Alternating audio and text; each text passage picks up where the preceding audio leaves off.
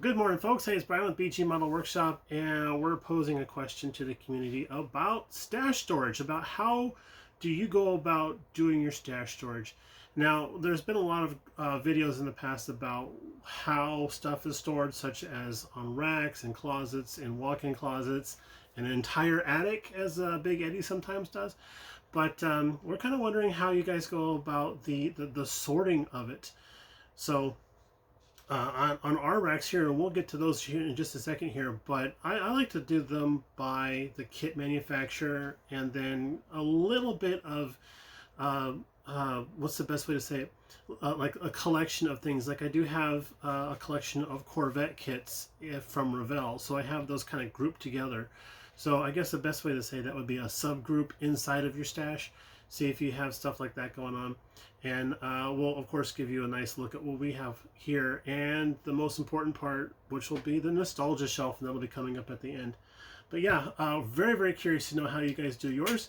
So we're going to share ours, and then we'll talk to you a little bit later afterwards.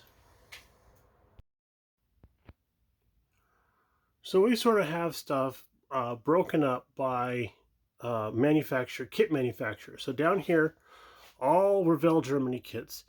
And because of how these guys are boxed, they sort of need their own way of being stored. It's you know, I've seen them on the store shelves like this a lot.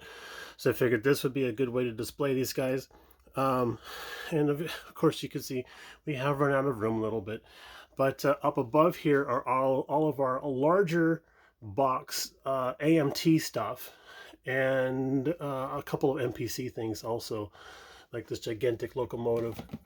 But you know, they're under the round 2 umbrella, so I figure that that's you know, it's okay to do that. Going down the shelf, we have all of our Bandai Star Wars stuff, plus a couple of Gundam things here, and then over here is all the Fujimi stuff. So all of our Fujimi stuff down there. Even have the two Lamborghini kit thing there. I'm holding on to that for forever. I should build that one. I should build one of those at least. And then down below, excuse me, that's my chair letting me know I'm fat. Down below we have our Hasegawas, and then our Oshimas, and then our Italeri, or Italeri. I don't know how that's supposed to be pronounced. And they got a mixture of Heller and some Meng back there in the corner.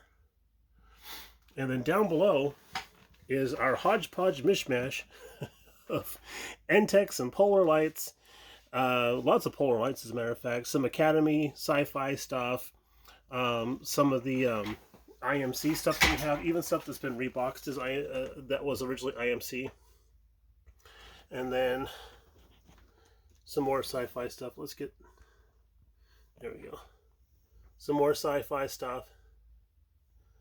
There we go. And then down below, our space shuttle, because we just don't have home for that yet. So that's that rack. On this rack, we have all of our AMT kits here, and this is always, I'm always pulling stuff off, looking at it, putting it back again, so there really isn't a rhyme or reason other than the fact that it's AMT stuff all through here. And you can see there's a couple of kits that have notes on them, and that's because that's what the plan is for those. For the future, he says with a heavy sigh. But so that's our AMT shelf. And then down below we have the Tamiya shelf. Oh, Tamiya. And then you'll see there's a couple of kits missing here. That's because I needed to go through them. I have a couple of kits with some broken parts, so we're going to try and get a hold of Tamiya USA and see if we can purchase extra parts for those kits. And then sliding down, we have a Revel shelf. And this is the first of 2 shelves for the Revels. And again, this is in a situation of constantly going through here. We're looking at stuff. We're deciding if we want to build it, want to keep it, what gets sold, what gets traded away, that kind of a thing.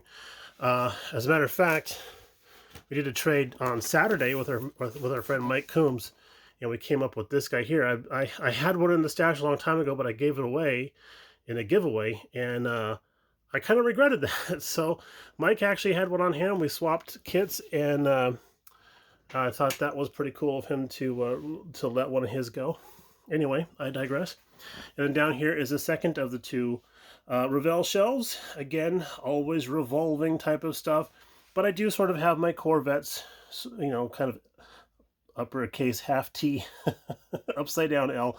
Got my Corvettes there, got my Willys right there, kind of like drag car type of thing, you know, sort of just sort of trying to make the a little bit of a sense of out of all this stuff. But I mean, if I was out in the other room and somebody was like, "Hey, do you have such and such kit?" I could walk right back here, walk right up to it, and be like, "Yep, Genko Camaro Corvette, excuse me, Genko Corvette right there, no problem at all." You can find it very easily. Over here we have our Gunzi Sangyo kits. We'll zoom in a little bit there. Zoom. There we go. Gunzi Sangyo kits. Not many of those. A lot of those are still, you know, they're kind of rarish, but they're also not that great because some of them are actually battery operated toys or something like that. So, but they whenever I find one for a decent price, I grab one. And then we're going to rotate to the side and look at our last rack of stuff here. And this is the the Batmobile collection, owned by Batman. So we got the Batmobiles here, and then we got the Polar Light Back to the Future cars there. And then over here is our itty bitty little Johan collection. It's very, very cute. Very little, very small collection of Johan stuff. And then down below is our 32nd scale or smaller. So we have 1/43rd and 32nd scale stuff buried in there. Then over here is we have one Cutty Sark. I like the Cutty Sark. I looked up the history on that. It's a fascinating history. I have one submarine and I have a few aircraft and helicopters kind of buried in there. And then down below is the monogram shelf. I'm doing this. This is my Vanahan. Ooh, the monogram shelf, and this is another one of those things where I always swore I'd never sell a monogram kit. I'm like, oh, okay, well, I'm not going to build this, so trade it away. You know, that type of thing. You hold on to something long enough, it either becomes very, very endeared to you, or it's like, get out of my house. So, yeah, that's kind of the thing there. Oh, and then over here we have our gigantic B-17. There'll be more about that coming up here pretty soon. We're doing a buddy build with Papa Dan on that guy there. All right, so let's swing around to the other part of the room here, and we'll be back in a sec. So over here above the bench, we have the MPC stuff. This is all kind of just set aside because I had run out of room for my AMT kits and stuff, and I had these guys as part of that. And I thought, well, MPC is kind of its own thing. I have a space for the monogram type of thing, so I might as well put the MPC stuff as its own type of shelf and everything. And my buddy Joe over at Mad Genius has jokingly told me that I should keep these separated from the rest of the stash so that they don't kind of like leach into like a septic tank into the ground. But all kidding aside, though, MPC does have some really cool box art on some stuff, like that Tiger Shark right there, and the Vet Van, of course the Cannonball Run car, you know, type of thing, and then of course the Indy cars. Oh yeah, those are all very cool. But up above that we have the Star Trek shelf, which is the closest shelf to space I could get here in the house. And then we're going to go under the light to the most important shelf of them all. This is the Nostalgia shelf. Let's see if we can get a good angle from over here. There we go. The Nostalgia shelf. Everything on this shelf is a kit that I have searched out in the past couple of years to try and replace a kit that I had at one time or another either attempted to build and failed, or didn't get a chance to finish and got lost, or whatever type of thing. But yeah, every one of these kits up here represents a kit that I had tried to build in my youth and didn't quite get the hang of it or whatever. So I probably won't do these as parts of group builds. I am doing one, which is the 3243 window, as a group build, and that one is actually a 3-bird stone right there because you know, it's for Pappy, it's for Kim's Customs, and it's also a nostalgia build. I want to get those off the racks. So yeah, one of these days these will all get built. These actually have a higher priority for me to build than anything else in the room. So we're going to be working on those more often than not. And that's pretty much it. So anyway, that's pretty much how we have everything done. There's nothing in this. There's pretty much how we have everything done in our stash area here, and how we like to group things, mostly by kit manufacturer.